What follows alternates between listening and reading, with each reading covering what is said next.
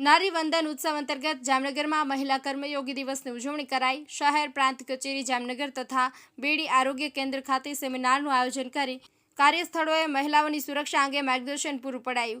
ગુજરાત રાજ્યના મહિલા અને બાળ વિકાસ વિભાગ દ્વારા આયોજિત નારી વંદન ઉત્સવ 2025 અંતર્ગત મહિલા કર્મયોગી દિવસની ઉજવણી કરવામાં આવી હતી।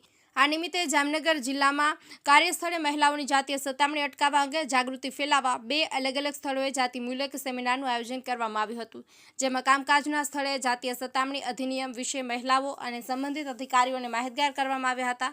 મહિલા અને બાળ અધિકારી ડોક્ટર પૂજાબેન ડોડિયાના માર્ગદર્શન હેઠળ બેડી આરોગ્ય કેન્દ્ર ખાતે યોજાયેલા સેમિનારમાં additional chief judicial magistrate Shri AM Shukla મુખ્ય વક્તા તરીકે ઉપસ્થિત રહ્યા હતા।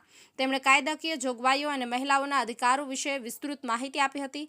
આ ઉપરાંત આરોગ્ય વિભાગના હુમાયરા બાનુ, દીવના હેતલબેન ચાવડા અને PBSC સેન્ટરના ધર્માબેન દ્વારા વિવિધ યોજનાઓ અને સેવાઓ વિશે માર્ગદર્શન પૂરું પાડવામાં આવ્યું હતું। કાર્યક્રમના અંતે સહભાગી મહિલાઓને બેગ આપી ઉપયોગી માહિતીસભર સામગ્રીનું વિતરણ કરવામાં આવ્યું હતું।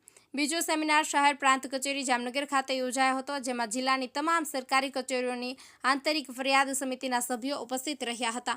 મહિલા અને બાળ અધિકારી ડોક્ટર પૂજાબેન ડોડિયાએ સ્વાગત પ્રવચન આપી શી બોક્સ અને કાયદાકીય જોગવાઈઓ પર પ્રકાશ પાડ્યો હતો।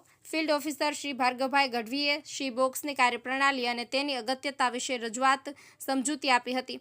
દીવના જેન્ડર સ્પેશિયાલિસ્ટ હેતલબેન ચાવડાએ અધિનિયમની જોગવાઈઓ વિશે વિગતવાર માહિતી આપીને ઉપસ્થિત સભ્યોને માહિતગાર કર્યા હતા।